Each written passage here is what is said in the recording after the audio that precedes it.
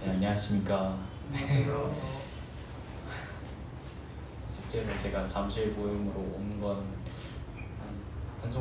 한 손으로 다 셀 수 있을 것 같은데 막상 이렇게 간증으로 강단에 서게 되니까 많이 긴장이 됩니다. 성도님들께서 기도해 주셔서 주님께서 전하고자 하는 말씀을 전할 수 있도록 기도 부탁드립니다. 제가 오늘 간증의 주제는 항상 주님께 붙어 있자라는 주제로 제 간증 주제를 결정하였습니다. 오늘 제가 여태까지 주님의 인도하심을 성도님들과 나누면서 주님께서 어떻게 저를 인도하시고 지금 여기까지 어떻게 인도하셨는지를 같이 나눠보도록 하겠습니다. 먼저 말씀은 요한복음 15장 5절 말씀을 같이 보도록 하겠습니다.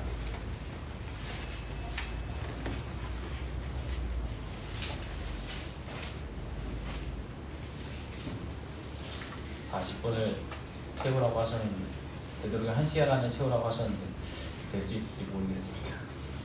네, 일단 요한복음 15장 5절 말씀입니다. 여러분들이 다 잘 아시는 말씀일 거라고 생각이 됩니다. 제가 읽도록 하겠습니다. 나는 포도나무요 너희는 가지라.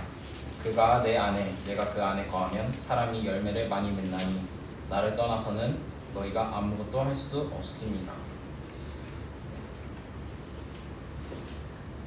이 말씀을 보면 제 주제와 연관이 깊은 말씀인데요.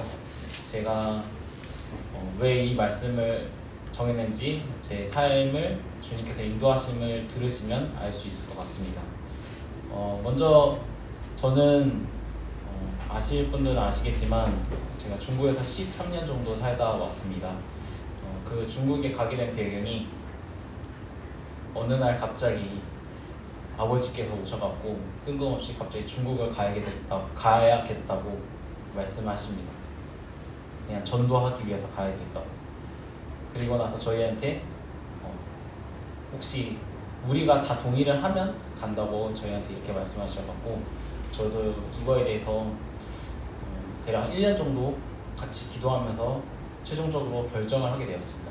저랑 저희 누나랑 어머님께서 다 동의를 하셔서 이제 아버지께서 같이 한국에 있는 모든 것을 정리하고 가게 되었습니다. 근데 여기서 제가 이제 응답받은 것은 그 당시 제가 12살이었는데 엄청 좀 지금 생각하면 좀 어이없는 그런 응답이라고 생각이 듭니다. 단지 아버지의 중국은 먹을 것이 많다 그리고 싸다라는 말 한마디에 저는 바로 넘어가서 그러면 전 간다, 가겠다, 무조건 가겠다. 참 지금 생각하면 좀 웃긴 일인데 그 당시에는 저한테 그게 제일 큰 유혹이면서 주님의 응답이었던 것 같습니다. 뭐 아시다시피 제가 좀 살집이 좀 있는 편이어서 그만큼 먹는 거를 좋아하는데 아마 주님께서 그 상황에 그 나이에 알맞는 응답을 주시지 않았나 싶습니다. 저희 가정이 그렇게 중국을 가게 되고 처음에 아성이라는 곳에 가게 됐습니다. 거기 저희 모임에서 예전에 지금은 없어졌지만 갈릴리 교회라고 갈릴리 학교라고 정확히 지금은 돌아가신 서명수 형제님께서 지으신 어떻게 보면 중국 선교하는 일꾼들을 육성하기 위한 학교였었는데 지금은 없어졌지만 저희가 그곳으로 가게 되었습니다. 가서 6개월 동안 공부를 하고 이제 현지 학교를 들어가고 그러다가 아버지가 다시는 학교가 너무 먼 관계로 저희가 도시를 하얼빈으로 이제 가게 되었습니다. 그때 당시가 제가 13살이 되었는데 13살이 지나고 이제 중학교를 들어가야 되는데 그 당시는 하얼빈에는 외국인이 거의 없었어요. 특히 대학교 유학생들은 많았는데 중학교, 고등학교 유학생들은 거의 없었습니다. 그래서 저희를 받아주는 현지 학교가 아예 없었어요. 안 받아주겠다. 그냥 조선족 학교를 가라. 이렇게 얘기를 했는데 제가 생각하기에는 저희 가정이 생각하기에는 현지 학교를 가는 것이 맞다고 생각해서 그거에 대해서 기도를 하다가 좀 어떤 한 학교는 그러면 한번 그럼 너희의 중국어를 쓰려고 어느 정도인지 한번 인터뷰를 해보고 결정을 해보겠다 라는 이렇게 교장 선생님께서 의견을 주셔서 저희가 그거에 대해서 그러면 한번 해보겠다 라고 하고 가서 인터뷰를 받습니다. 근데 다행스럽게도 인터뷰를 하고 교장 선생님께서 너네 이 정도 1년 지났는데 이 정도면 학교 수업을 따라갈 수 있을 것 같다라고 하셔서 이제 승인을 받은 거죠. 어떻게 보면 입학 승인을. 그런데 여기서 좀 더 주님께서 인도하심에 놀라운 것은 저희가 당시 한국에서 모든 것을 정리하고 중국에 가서 당시는 경제적인 수입이 거의 없었습니다. 아예 없다고 보는 게 맞죠. 저희 집은 그냥 한국에서 모든 것을 정리한 돈으로 이제 어떻게 보면 진짜 그냥 살아가는 거였죠. 근데 그래갖고 근데 여기서 유학생이 현지 학교를 다닐 때 학비가 엄청납니다. 근데 저랑 누나랑 이렇게 다니다 보면 총 2배가 드는 비용인데 그 비용을 교장 선생님께서 면제를 시켜줬습니다. 너네들이 중국의 문화를 배우러 왔으면 그거는 우리 교육해주는 사람 입장으로서 선생님으로서 그런 거는 우리가 지원을 해주겠다 라고 하셔서 학비를 면제를 받았어요. 네, 이거 참 그 문제에 대해서 어느 정도 저희도 기도하고 있었던 문제인데 주님께서 그렇게 인도를 해주셔서 저희가 학비 걱정 없이 어떻게 보면 중국인의 세금으로 다닌 거죠. 학교를 좀 그런 부분이 마음에 부담이 되었긴 하지만 책값만 내면서 이제 학교를 다니게 되었습니다. 그리고 나서 제가 중국에서 계속 학교를 다니다가 고등학교가 되고 나서 아버지께서 어느 날 저에게 주일 말씀 통역을 한번 저보러 해보라고 이렇게 얘기를 하신 겁니다. 그 전에는 원래 거기 조선족 형제님이 계셔서 이제 아버지가 전하시는 말씀을 이제 통역을 담당하셨는데 갑자기 저에게 그거를 넘기신 겁니다. 당시 고등학교 1학년이 저에게 갑자기 너무 뜬금없이 주일 말씀에 통역을 하라고 해갖고 저한테 너무 큰 부담이었어요. 그래서 그거에 대해서 기도하고 그래도 제가 생각하기에는 그래도 일단 해보는 게 맞다고 생각이 돼서 그 통역을 시작하게 되었습니다.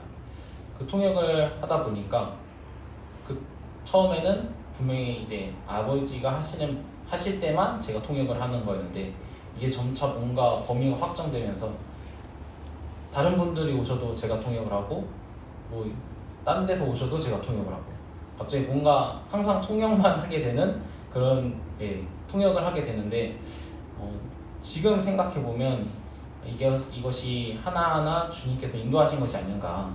나중에 제가 그 통역하는 걸 가지고 대학교 때에서 국경 모임에 가서도 말씀을 통역하는 기회를 주셔서 통역을 계속 맡고 그걸로 인해서 지금 어떻게 보면 제가 갖고 있는 비전이 나중에는 좀 이따 말씀드리겠지만 중국 복음 선교에 대한 비전을 갖고 있는데 주님께서 이렇게 인도하신 것이 아닌가라는 생각이 들었습니다.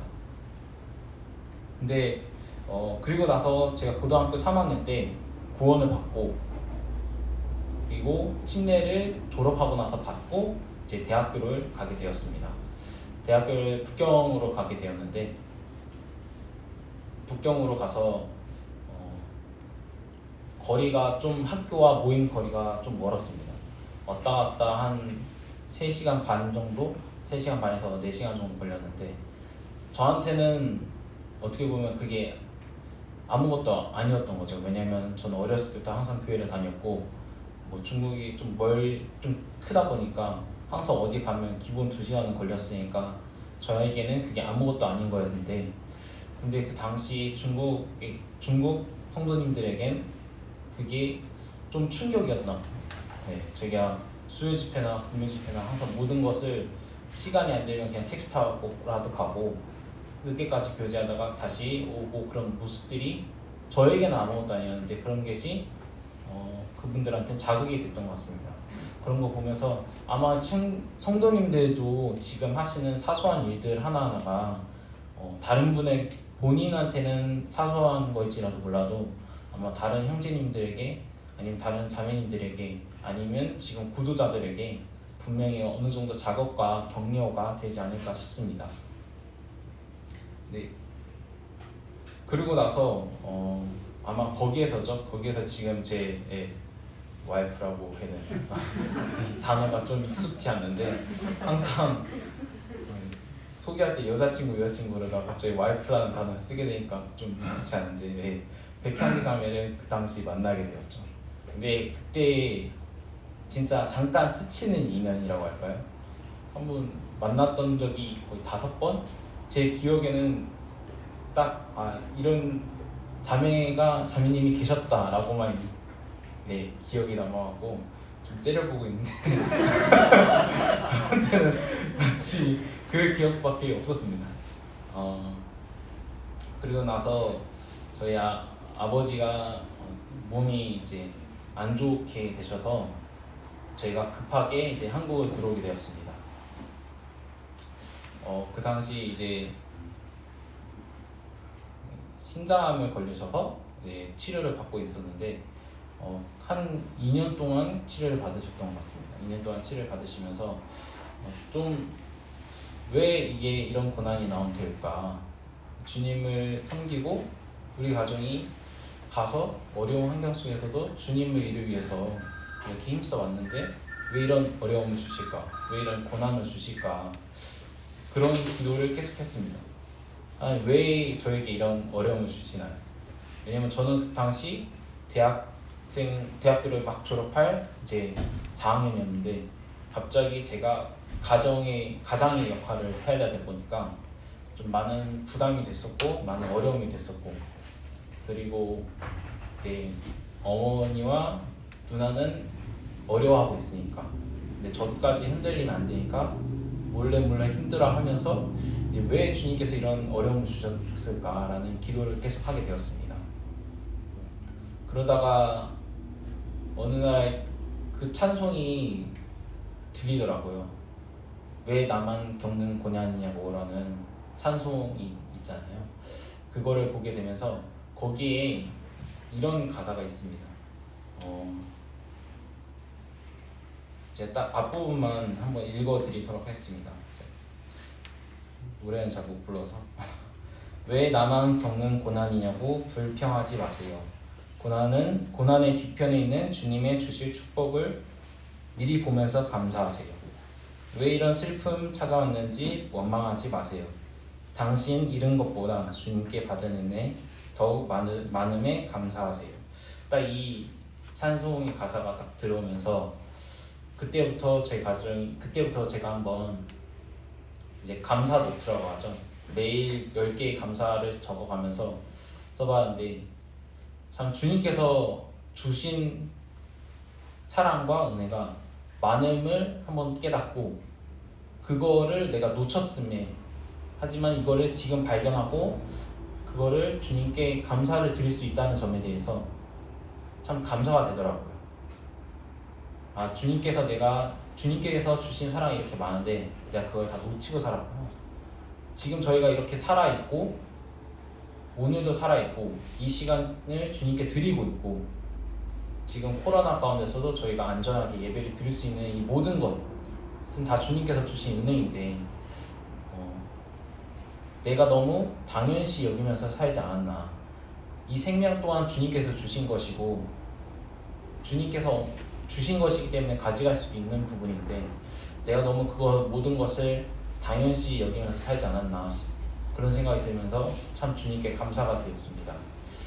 성도님들도 한번 집에 가서 그런 걸 한번 해보시면 평소에 몰랐던 아니면 본인이 당연하게 생각했던 것들이 다 주님께로부터 왔음을 발견하게 되고 그거에 대해서 참 감사하는 자기 자신을 발견하게 될 수도 있을 것 같습니다.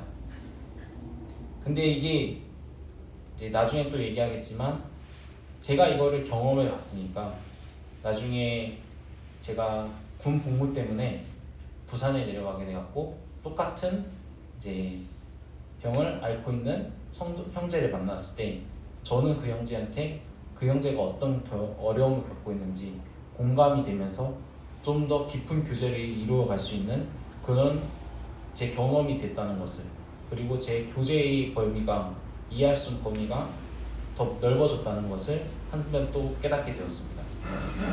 그리고 나서 이제 방금 얘기했던 것처럼 제가 군대를 가야 돼서 이제 장교로 군대를 가게 되었습니다. 부산으로 가게 되었는데요. 부산으로 가서 1년 반 정도는 이제 격오지라고 하죠. 소초라는 곳에서 이제 갇혀서 1년 반 정도 지내다가 이제 1년 반 정도 있어서 이제 나오게 돼서 그때부터 이제 부산 남부 모임을 나가게 되었습니다. 근데 군대 그 전 1년 반 동안 있으면서 좀 군대라는 곳이 갔다 오신 형제님들이 아시겠지만 주님과 멀어지기 쉬운 환경이잖아요. 말씀을 뭐랄까 그 환경 자체가 말씀을 자기 의지로 보지 않으면 보기 힘든 상황이고, 매일매일 똑같은 반복되는 루틴 가운데서 자기가 조금 더 쉬고 싶고 조금 더 편해지고 싶은 그런 환경인데, 거기에서 주님께서는 저에게 이 상황 속에서 너가 한번 말씀을 보라는 말씀을 저한테 해주시는 것처럼 그 가운데서 주님과의 1대1 관계를 이루어가게 되었습니다. 어려웠지만 계속 피하게 됐지만, 혹은 아니면 힘든 것 때문에 멀리하게 됐지만, 주님께서 계속 교제 가운데서 주님께서 계속 불러갖고 말씀을 계속 찾게 되고 말씀을 더욱더 의지하게 되고, 그렇게 되면서 주님과의 1대1 관계가 더욱더 돈독해졌다고 해야 될까요? 더욱더 한층 더 깊어진 제 자신을 발견하게 되었습니다. 그리고 나서 이제 군대를 전역하고 나서 이제 취직을 해야 되잖아요. 저는 그렇게 학점이 높은 편도 아니고 영어 점수가 뭐 만점인 것도 아니고, 그러면서 그냥 취직을 그냥 구직 활동을 한번 해보자. 3년 동안 모은 돈도 있으니까 한번 취직을 도전을 해보자 하면서 다 지원을 해봤습니다. 지금 제가 다니는 회사도 이제 지원을 하게 되었는데, 이제 지원을 하고 나서 입사를 해보고 나서 제가 처음에 중국어로 입사를 하게 되었는데, 입사하고 나서 보니까 알고 보니 저를 뽑으신 그 차장님이 돌아가신 서병수 형제님의 셋째 아들인 것을 제가 알게 됐어요. 근데 지금 그분은 모임을 떠나셨지만 이렇게 연결이 되는 걸 보면서 주님께서 왜 나를 이 회사에 보내셨는가 라는 생각을 하게 되었습니다. 주님께서 나를 이 회사에 보내신 이유가 혹시 이 분을 위해서이지 않을까라는 생각도 하게 됐고, 내가 왜 주님께서 나를 이 회사로 보내셨을까라는 생각을 아직도 하고 있습니다. 아마 성도님들도 각자 본인의 사회적인 위치가 있을 거라고 생각이 듭니다. 근데 분명히 주님께서는 그 위치에 보내신 이유가 있을 것이고, 거기에서 성도님들을 사용하고자 하는 일이 있을 것입니다. 한번 그 부분에 대해서 기도하면서 주님께서 맡기신 일을 찾아가는 것도 좋을 것이라고 생각이 듭니다. 그리고 그렇게 이제 회사를 입사하게 되었는데, 제가 입사하게 되는 회사가 동국제강이라고 철강 회사입니다. 다들 철강이라고 하면 완전 보수적이고 완전 꽉 막히고 그럴 거라고 생각하고, 저도 당연히 그런 생각을 갖고 들어가게 됐습니다. 들어가면서 기도했던 것은 주님, 술은 안 하게 해주세요. 만약에 술을 강요하게 되면 주님께서 이 회사를 주신 이유가 뭔지 다시 한번 생각을 해보겠습니다 라고 하면서 이제 회사를 다니게 되었습니다. 근데 다니다 보니까 아무도 술을 안 마신다 하니까 아무도 권하지 않는다. 깜짝 놀랐어요. 저는 철강 회사인데 술을 권하지 않는다? 좀 저는 의아했거든요. 아무도 술 안 마신다니까 그러면 음료수 마실래? 근데 저는 음료수 잘 안 마시거든요. 그래갖고 음료수도 안 마시다고 그랬더니 그냥 물 달라고, 물 있으면 된다고 그러면서 저는 보통 회식에 가면 옆에 막 소주와 맥주들이 있는데 제 옆에는 항상 물 그 1리터짜리 두 개가 딱 있어요. 제 전용 술이에요. 어떻게 보면. 그걸 마시게 됐는데 알고 보니까 1년 전에 이제 어떤 사원이 부회장님과 이제 회식을 하게 됐는데 거기에서 술을 안 마신다고 하니까 마시지 마라고 해갖고 알고 근데 또 마침 그 사원이 하나님을 믿는 사람이었어요. 그래갖고 그거에 대해서 부회장님한테 너무 감사한다고 편지를 쓰는데 편지가 하필 또 부회장이 보시고 그거를 이제 회사 홈페이지에다 딱 올리신 거예요. 스캔 떠서 딱 그걸로 인해서 이제 아무도 술을 강요 못하게 됐어요. 참 어떻게 보면 주님께서 이 모든 부분을 예비하시고 저를 보내신 거에 대해서 참 감사가 되더라고요. 처음에는 걱정과 두려움과 한편으로는 직장을 잃을 것이라는 대한 마음의 어려운 부분이 있었는데 근데 그 모든 것은 주님께서 이미 다 해결해 두시고 저를 보내셨다는 것을 이제 알게 되었습니다. 그러면서 이게 하지만 그 말 한마디 하는 게 힘들잖아요. 술을 안 마신다는 거 하는 그 말 한마디가 저는 엄청 고민했거든요. 기도하고 너 왜 안 마셔? 그러면 저 하나님 믿어서 안 마십니다. 나도 하나님 믿는데 나 마시는데? 이렇게 나오거든요. 할 말이 없어요. 마시는 게 잘 믿겠는데 왜 나한테 왜 안 마시냐고 그러면 이게 참 난감하거든요. 근데 보통 아마 직장 다니시는 분들 다들 공감하시겠지만 다 이런 패턴이에요. 그래갖고 제가 엄청 걱정을 했었거든요.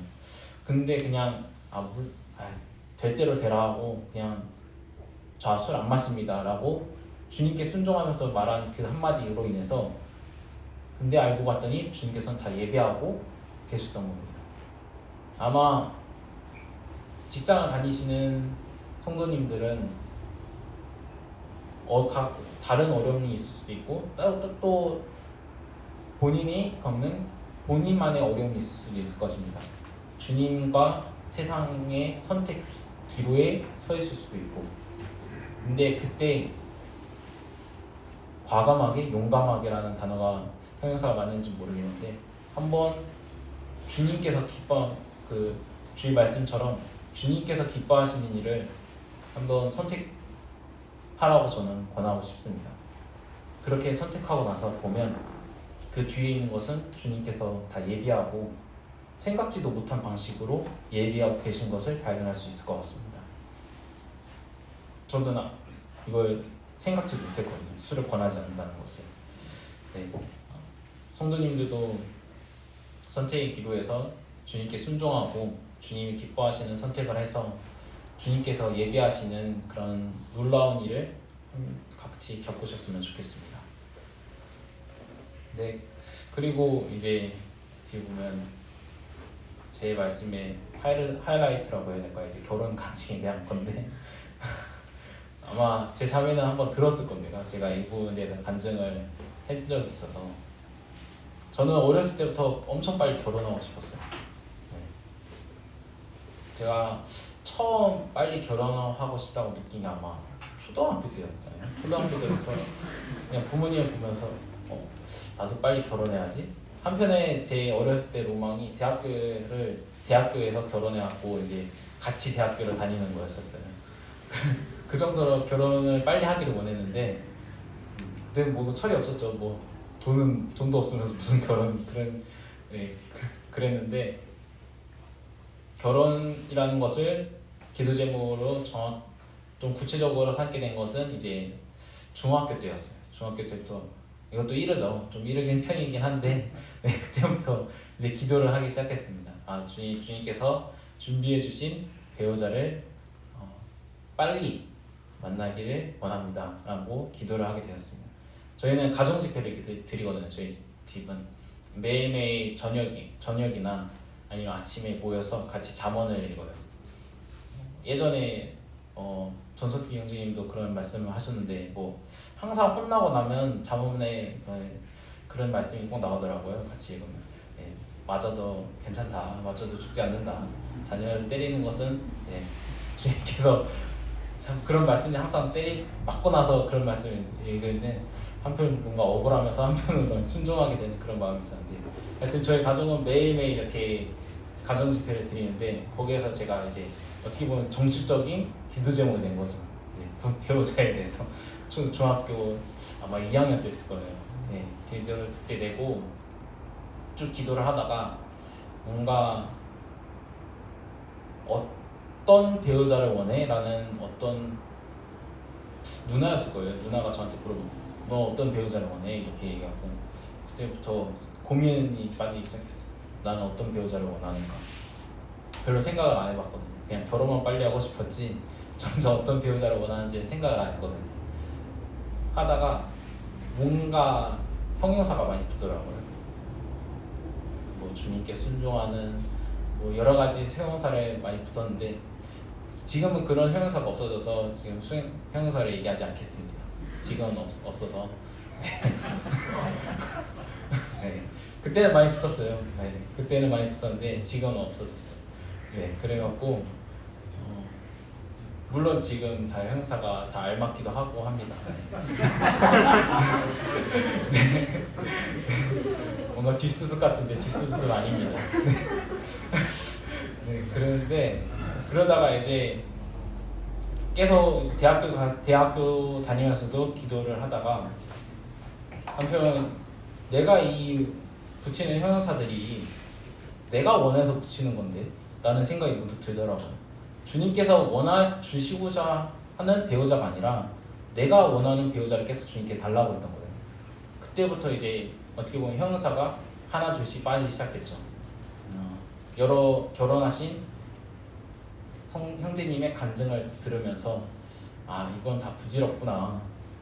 결국은 주님께서 준비해 주신 사람을 만나는 게 제일 중요하구나 라는 생각이 들어서 그때부터는 주님께서 준비해 주시는 배우자를 만날 수 있도록 하루빨리 만날 수 있도록 그 부분에 대해서 계속 기도를 하게 되었습니다. 그러다가 제가 나중에 이제 군대 전역하고 나서 그 전에 서인천 모임에 다니면서 서인천 모임에서 제가 우연치 않게 이제 중국 학생들에게 지금 인하대 CBF라고 하는데 거기에서 제가 통역과 말씀을 담당하게 되었습니다. 그러면서 그 중국 학생들을 데리고 한국어도 1시간 동안 알려주고 1시간은 같이 성경 공부도 하는 그런 프로그램을 하게 되었는데 마침 또 그때 CBF에서 찬양 캠프가 있다고 하더라고요. 그래갖고 저한테 한번 이 친구들 데리고 찬양 캠프를 가보라 해갖고 그 친구들 데리고 찬양 캠프를 갔습니다. 근데 그때 딱 거기에 누가 있느냐? 바로 백향기 자매님이 거기에 딱 있는 거예요. 우연치 않게 만나게 됐죠. 거의 몇 년 만에 만나게 된 건데 그렇게 딱 만나게 되고 이제 재작년이죠. 재작년에 인천 지역연합과 서울 지역연합과 같이 연합 MT를 하자고 해갖고 그래서 이제 준비를 하면서 이제 스텝끼리 회의를 하게 되었어요. 스텝방을 이제 단톡방을 만들면서 한두 명씩 초대가 되는데 갑자기 백향기라고 딱 뜨는 거예요. 그래갖고 내가 아는 그 백향기가 아닌가 싶어갖고 제가 연락을 했죠. 혹시 북경 모임 백향기 자매 이렇게 하다가 이제 맞다고 해갖고 이제 그때부터 이제 카톡을 어느 정도 조금 주고받기 시작했습니다. 그러다가 이제 나중에 제가 배우자에 대해서 이제 기도하고 있다는 것을 장로형제님께 말씀드렸더니 나중에 장로형제님께서 이제 형제가 원하는 그런 배우자성을 가진 자매를 찾았다. 그래갖고 한번 만나 보겠느냐 해갖고 저는 항상 빨리 결혼하고 싶었으니까 당연히 가자 하고 싶다 했죠. 하고 싶다 맞나? 다음에 그렇게 됐는데 나중에 또 다시 연락이 오는 거예요. 근데 그 사람이 알고 보니까 형제가 아는 사람이다. 누구지? 했죠. 근데 백향기 자매라고 해갖고 한편으로 뭔가 좋았습니다. 좋아갖고 그래도 좀 그럼 당연히 더 만나보겠다 해서 이제 만나게 되었습니다. 만나게 되는데 이제 제가 좋아하는 건 그건 인간적인 마음인 거고 주님께서 주신 배우자야 되는 거잖아요. 이제 그거에 대해서 이제 기도를 했습니다. 네. 제가 원했던 자매상이 있는 건데 그거에 대해서 계속 이 자매가 맞나? 라는 생각이 들어서 이제 의문이 들어서 이제 기도를 하게 되었습니다. 근데 한편으로 드는 생각은 주님께서 여기까지 인도하셨더라면 이거 만남이 인도하신 거라면 주님께서는 분명히 이 자매가 주님께서 예비해 주신 자매라고 저는 생각이 든 거예요. 이 만남이 성사가 되었기 때문에 저는 모든 것은 주님께서 인도하신다고 생각을 하거든요.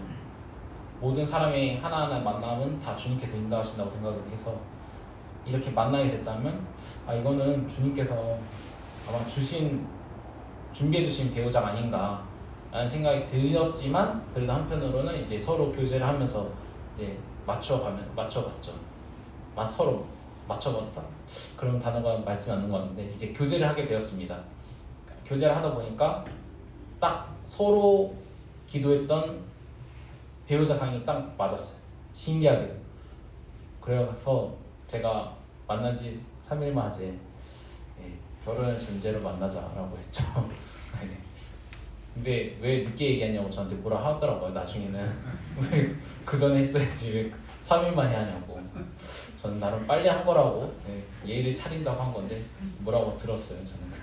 그리고 나서 이제 장로현주님께서 이제 결혼을 준비하기 위해서 같이 교제를 두고 공부하는 것이 좋을 것 같다라고 해서 그때부터 책을 가지고 이제 같이 결혼에 대해서 준비를 하면서 교제를 나누기 시작했습니다. 근데 거기에서 나오는 그런 책을 보면서 또 다른 관점에서의 주님과 저의 관계를 발견하게 되었어요. 그것은 바로 제가 그리스도의 신부라는 것입니다. 성도님들이 다 그리스도의 신부라는 것입니다. 저는 그런 관점을 그 전에 물론 듣긴 들었지만 그거에 대해서 구체적으로 생각을 한 적이 없었습니다. 근데 딱 그런 관점으로 두고 공부를 하게 되니까 뭔가 더욱더 감사가 되더라고요. 내가 주님한테 속했다는 것에 대해서 또 감사가 되고 나에 대해서 아무것도 안 보고 그냥 지금 하나가 된 거잖아요.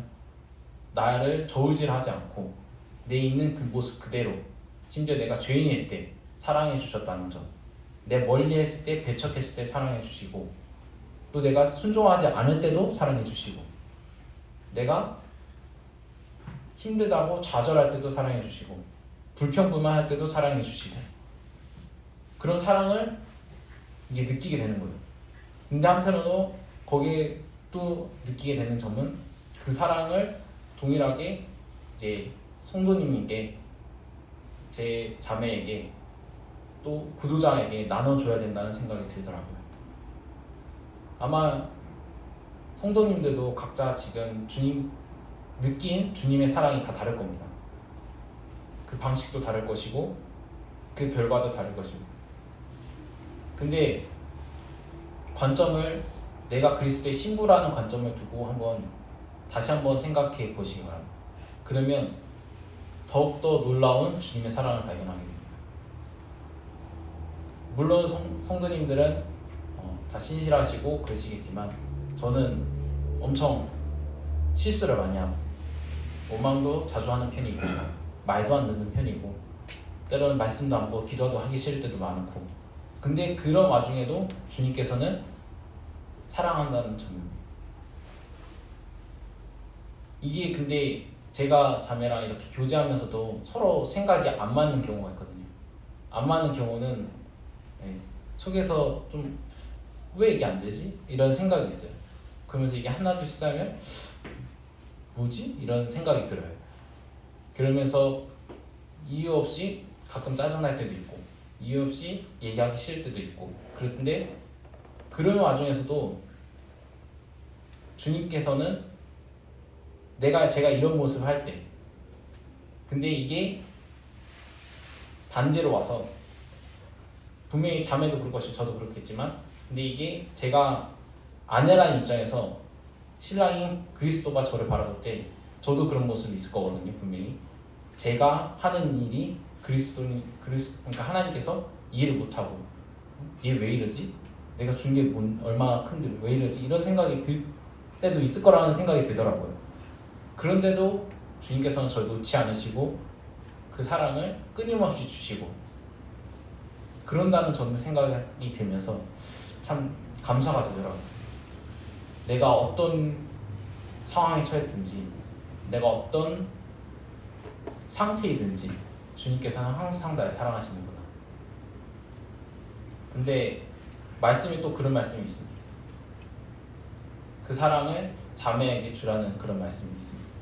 그러면서 저는 항상 이제 자매와 생각이 다를 때 항상 그 생각을 합니다. 나도 주님 앞에서 말을 안 들을 때 주님은 항상 날 사랑하셨어. 이게 우리가 의견은 지금 맞지 않지만 내가 사랑해야지 라는 계속 그렇게 기도를 하고 있습니다. 그리고 성도님들 간에도 그렇습니다.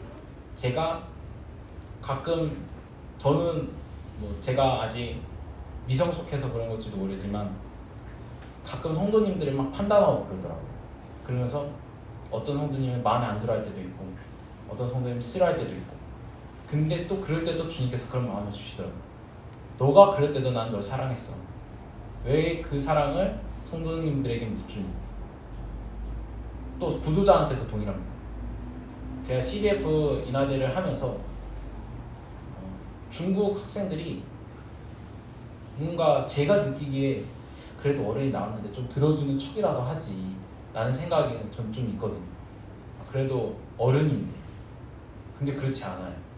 그리고 전화할 때도 막 핸드폰 하는 애들도 있고 막 딴짓하고 조는 애들도 있고 그러면서 속에서 짜증나요. 내가 왜 이런 얘네들의 이런 거 보면서 얘네들한테 얘기해주기 싫다. 하기 싫다. 왜 해야지? 근데 또 그럴 때 주님께서 그런 마음을 주시죠. 너도 똑같이 나한테 그랬어. 내가 널 지금 사랑하니 안 사랑하니? 그러면 또 다시 마음을 다시 잡게 됩니다. 아마 성도님들도 그런 상황이 있을 것입니다. 나중에 있을 수도 있고 그러면 그때 한번 이런 식으로 한번 생각을 해보시면 그 상황을 극복해 나가는데 많은 도움이 될 거라고 생각이 합니다. 저희도 동일하게 주님 앞에서 말썽 부리는 그냥 아이이고 투정 부리는 아이이고 말을 듣지 않는 아이인데 그럼에도 주님은 저희를 사랑하십니다. 이런 부분에 대해서 주님께서 계속 생각을 주시더라고요. 그리고 또 하나 주시는 것이 모든 관계 가운데서는 주님이 가운데 계셔야 된다 라는 것을 주셨습니다. 이게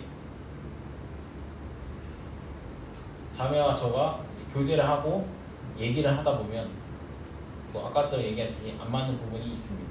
저는 그 티를 잘 안 내거든요. 근데 또 눈치가 빨라서 바로 눈치를 채는데 제가 꽁한 걸 항상 눈치채더라고요. 왜 화난 거 있냐고 뭐 잘못한 거 있냐고. 근데 전 얘기를 잘 안 합니다. 그런 부분을. 그리고 삭히는 편인데 계속 사람 대 사람으로 계속 만나다 보니까 어느 순간 사람과 사람만 있지 그 가운데 하나님이 없어지는 것을 발견하게 됐어요. 비록 결혼을 전제로 교제하는 가운데 있어도 계속 만나다 보니까 그 주님이 가운데 점점 없어지는 거예요. 그런 걸 발견하면서 이거는 잘못됐다라는 생각이 들더라고요. 이 가운데서도 그러니까 저 사람 대 사람으로 계속 되니까 저도 계속 제 개인적인 생각과 제 개인적인 판단을 하게 되고 제가 가지고 있는 기준을 그 잣대를 계속 들이밀게 되고 그런 제 자신을 발견하게 되었습니다. 그러면서 기도하게 되었습니다.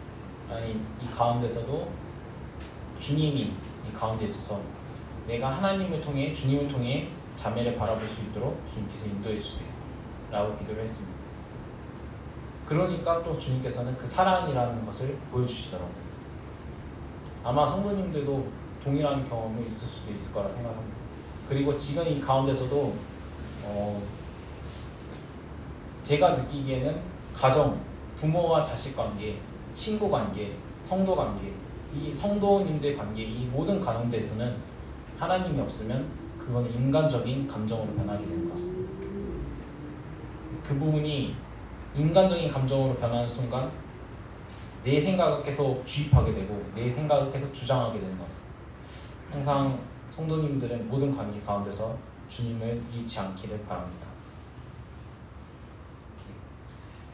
그리고 제가 이제 결혼을 하고 나서 쭉 이제 지금까지 뭐 이제 좀 한 달 조금 넘어갔지만 느낀 것은 이 모든 것이 주님께서 예비하셨다는 것을 또 다시 한번 느끼게 되더라고요. 그 당시는 준비할 때는 그냥 생각 없이 준비하고 했다가 결혼하고 살면서 같이 살면서 네, 좀 주님께서 이 또한 이 자매 나한테 준비해 주셨구나, 참 감사가 되구나, 그리고 이 환경을 저한테 준비해 주셨구나, 감사가 된 그런 그 환경과 그런 주님께서 주신 사랑을 발견하게 되었습니다. 제가 계속 이런 간증을 하면서 제가 주제를 정한 것과 좀 동떨어진 느낌을 드실 수도 있는데, 근데 제가 개인적으로 제가 이 간증을 준비하면서 느낀 것은, 제가 지금까지 간증했던 모든 것은 주님 가운데 붙어있기 때문에, 주님께서 주님의 뜻 가운데서 인도하시는 것을 순종했기 때문에 주님께서 이런 환경을 주셨다라고 생각이 듭니다. 그 가운데 있었기 때문에 그런 어려움이 왔어도 감사가 됐고, 그런 힘듦이 왔어도 기쁨이 되었고, 그런 좋은 일 있음에도 그 가운데서 주님께서 계획하심을 발견하게 되고, 이 모든 것이 결국은 내가 지금 주님 곁에 붙어있기 때문에 가능하다는 것을 발견하게 되었습니다. 아마 성도님들도 특히 지금 코로나 때문에 더 힘든 상황에 처해 있을 거거든요.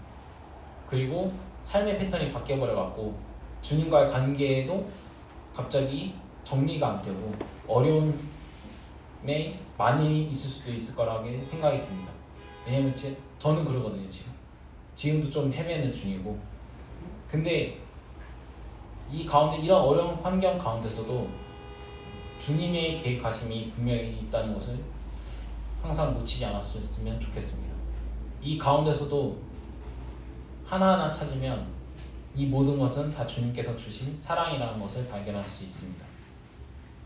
또한 하나하나 까보면 그 가운데서 주님은 그 당시 저에게 제일 필요한 것을 예비해 두고 계심을 발견할 수 있을 것입니다.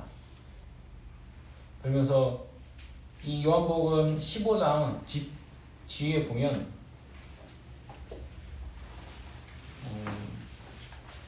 12절에 이런 얘기 나옵니다.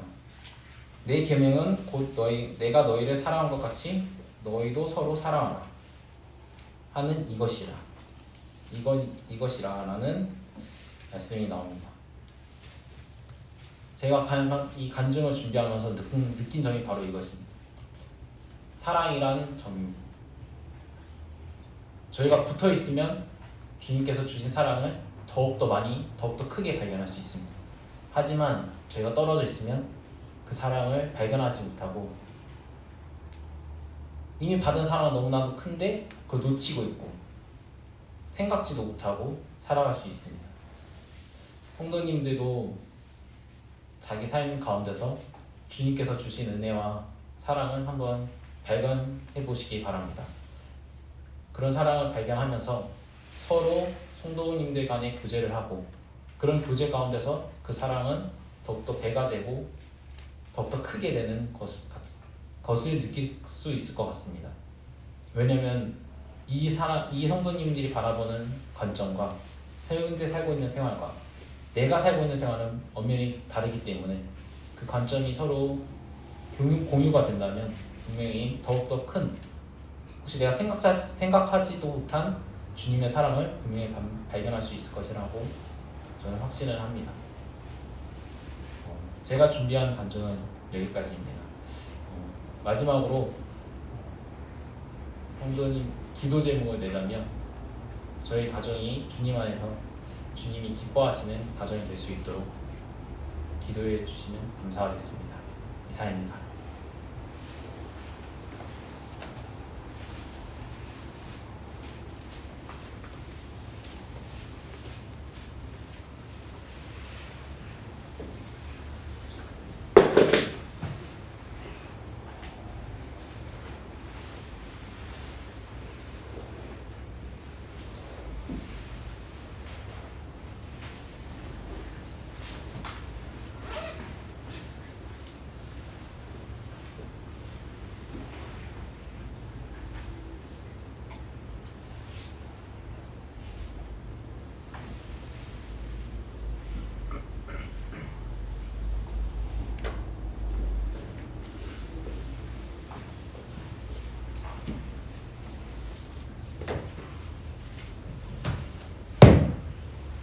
네, 감사합니다.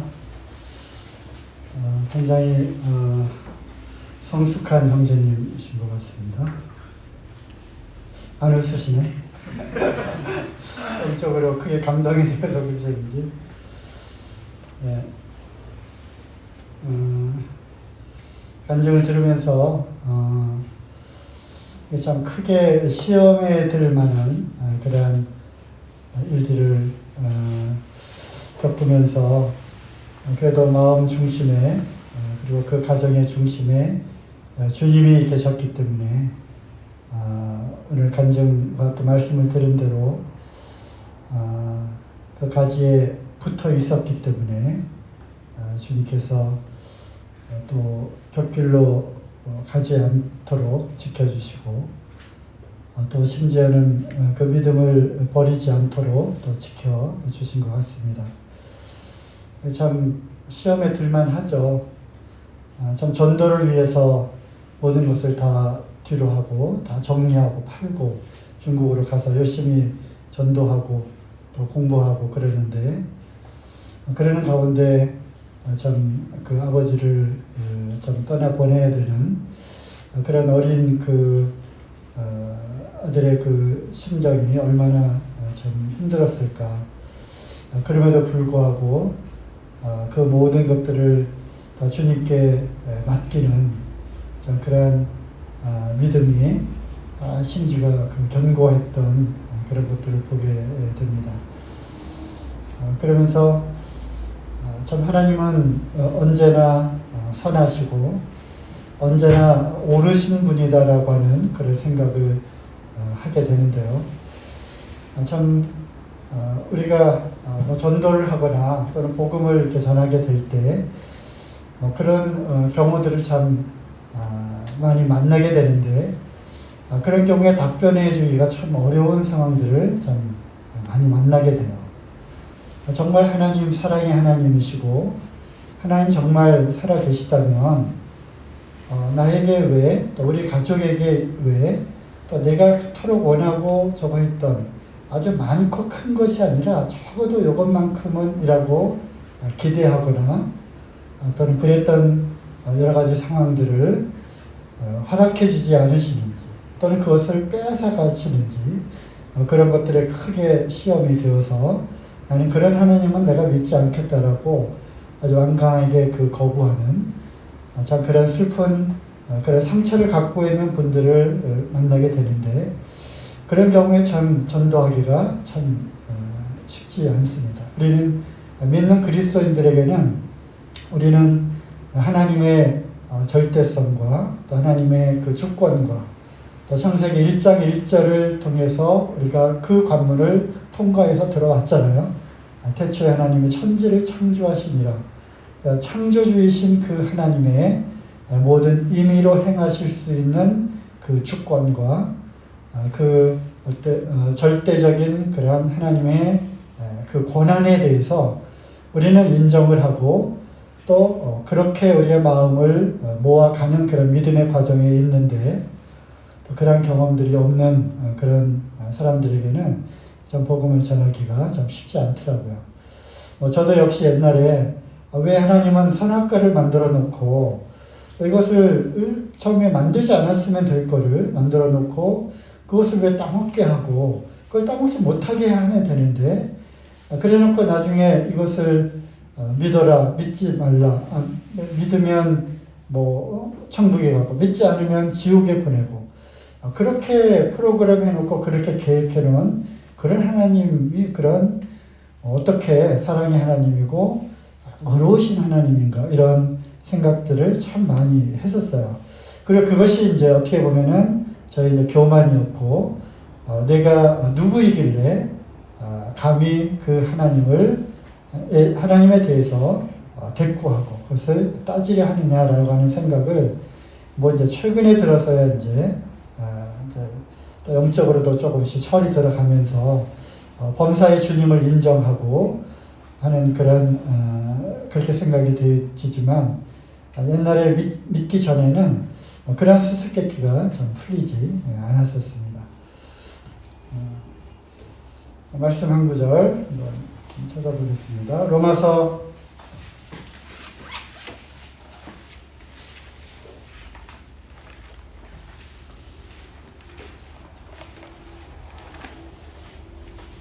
9장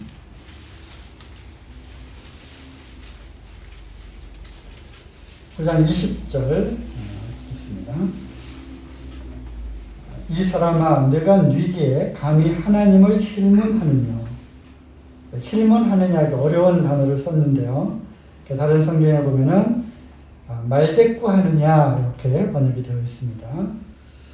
지음받은 물건이 지은 자에게 어찌 나를 이같이 만들었느냐 말하겠느냐.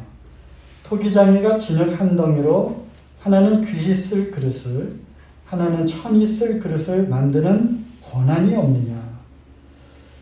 그래서 하나님은 창조주이시고 토기장이이십니다. 우리는 피조물이고요. 또 지음을 받은 그런 그릇입니다. 창세기 1장 1절에 통과하지 않으면 이게 참 우리가 이해하기 어려운 그런 말씀들이죠. 제가 주일날 동영상을 하나 준비했었는데 동영상은커녕 제 말씀도 이제 제 본론과 결론까지 이렇게 내리지 못하고 조금 서론하다가 이제 마쳤는데 그 동영상은 이제 이런 동영상이었어요. 옛날에 뭐 사랑과 영혼 그 영화에 또 이렇게 나오는 것처럼 이제 저쪽 여주나 이천 그쪽에 가면은 뭐라 그러죠? 무슨 뭐 도자기 굽는 그게 있잖아요.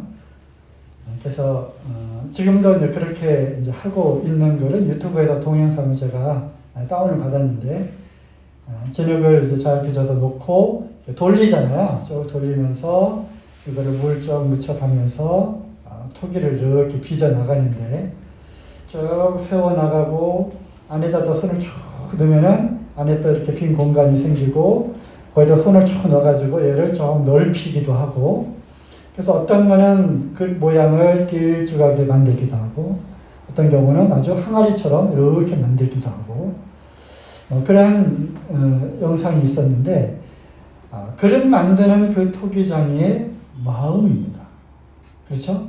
이렇게 훌쭉하게 만들고 싶으면 훌쭉하게 만들고 뚱뚱하게 만들고 싶으면 뚱뚱하게도 만들고 홀쭉한 그릇은 홀쭉한 그릇대로 뚱뚱한 그릇은 뚱뚱한 그릇대로 다 쓸모가 있고 또 필요하기 때문에 그렇게 만들어 가는 것이죠. 그래서 늘 이런 찬송이 이제 생각이 났어요. God is so good. God is so good. 우리말로 번역하면 좋으신 하나님, 참 좋으신 하나님, 좋으신 하나님. 그래서 영어는 이제 God is so good. 하나님은 정말 좋으신 분이다. 선하신 분이다. 하나님은 항상 의로우신 분이고 그리고 나는 모르지만 정말 몰라요. 우리는 1시간 후에를 모르잖아요. 내일 일을 알지 못하는데 거기서 내가 뭔가를 계획하고 또 내가 하려던 것들이 딱 중단이 되었다 할지라도 또 그것이 분명히 좋은 것임에도 불구하고 막았다라고 하는 하지만 우리는 그 이후를 모르기 때문에 그것이 결국 좋은 일이 될 것인지 또 처음에는 좋게 시작했다가 나중에 나쁜 일이 될 것인지 우리는 알 수 없다는 것이죠. 한 시간 이후의 일을 알 수 없는데 우리가 몇 년 또는 몇십 년 후의 일을 어찌 알겠습니까?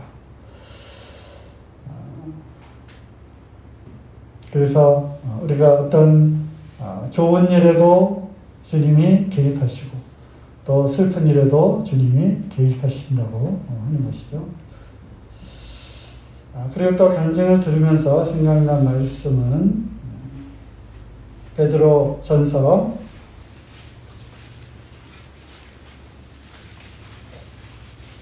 3장 15절 말씀인데요.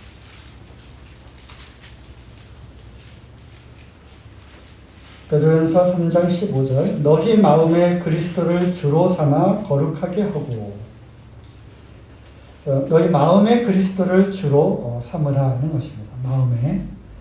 그래서 이제 불과 이제 한 달 얼마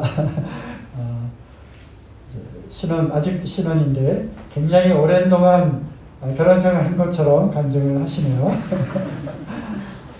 그렇습니다. 우리 마음에 그리스도를 주로 삼을 뿐만 아니라 부부 간에도 또 가족 간에도 또 성도와 성도 간에도 직접적으로 연결되는 것이 아니라 그리스도 주님을 통해서 연결이 되어 있다고 하는 것입니다. 그래서 남편과 아내도 그 사이에 그리스도가 있고요. 주님이 있고요. 또 가족과 가족들 간에도 성도와 성도들 간에도 주님이 가운데 계시다고 하는 것이죠. 이제 살다 보면 지금은 이제 안 그럴 것 같지만 정말 많이 싸우고요. 그죠? 많이 싸우시잖아요. 우리 부부 성도님들은. 많이 정도가 아니라 뭐 전쟁이죠. 사실 저희 부부도 이혼을 하려고 서로 몇 차례나 입 밖에 꺼내지는 않았지만 나중에 맞춰보니까 그때 나 정말 이혼하려고 했다라고 하는 그런 얘기를 서로 나눌 정도로 그런 심각한 단계까지 갈 수도 있다고 하는 것이죠. 그렇지만 그럼에도 불구하고 그 가운데 주님이 계시기 때문에 또 로마서 13장 14장인가요? 믿음이 연약한 자를 받고 또 믿음이 강한 자를 판단하지 말라는 그런 말씀이 있잖아요. 그런 말씀 가운데 너희는 서로 받으라라고 하는 그러한 말씀이 있어요. 그래서 우리가 이게 좋고 이런 모습이 좋고 이런 모습이 요것만 택해서 내가 그 자매를 또 그 형제를 받은 것이 아니라 전체를 다 받은 거죠. 아까도 우리 간증주에 나왔지만 그리스도께서 우리를 그 원수 되었음에도 불구하고 죄인 되었음에도 불구하고 정말 그 악하고 음란하고 참으로 그 더러운 죄 가운데 있었음에도 불구하고 우리를 받아주셨잖아요. 그런 것처럼 우리도 어떤 좋은 것들만 받는 것이 아니라 통째로 다 받는 것입니다. 그래서 아내를 통째로 받는 것이고요. 또 남편을 통째로 받는 것이고 또 교회 안에서 성도들을 그냥 있는 모습 그대로 우리 주님이 그대로 받으셨던 것처럼 우리도 그대로 받는 것입니다. 서로의 연약하고 부족하고 한 것은 서로 채우라고 채웁니다. 그래서 지금 저희 자매가 이렇게 뒤로 흘리고 다닌 거를 제가 이렇게 따라다니면서 이렇게 채워요. 불도 꺼주고요. 문도 닫아주고요. 또 찾는 거 찾아주고요. 이것이 내 일이다 생각하고 그렇게 합니다. This is my job. 제가 그래요. 이게 내 일이다. This is my job. 근데 job이라고 하는 영어 단어가 성경에 나오죠? job이 누굽니까? 욥이죠. 욥.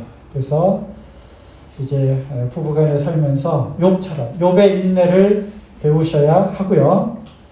그게 내 일이다.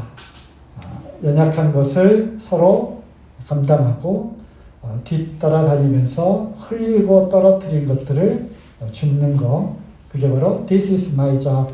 이것이 내 일이고 또 욥으로부터 배울 수 있는 인내를 우리가 또 부부 생활을 하면서 배우게 되고 주님 나라 갈 때까지 우리 서로 인내하고 참고 받아들이고 또 그 가운데 주님을 정말 가정의 중심으로 또 우리 교회의 중심으로 모셔서 살아야 할 것입니다. 그러면 다툼이 없고요. 평안하게 됩니다.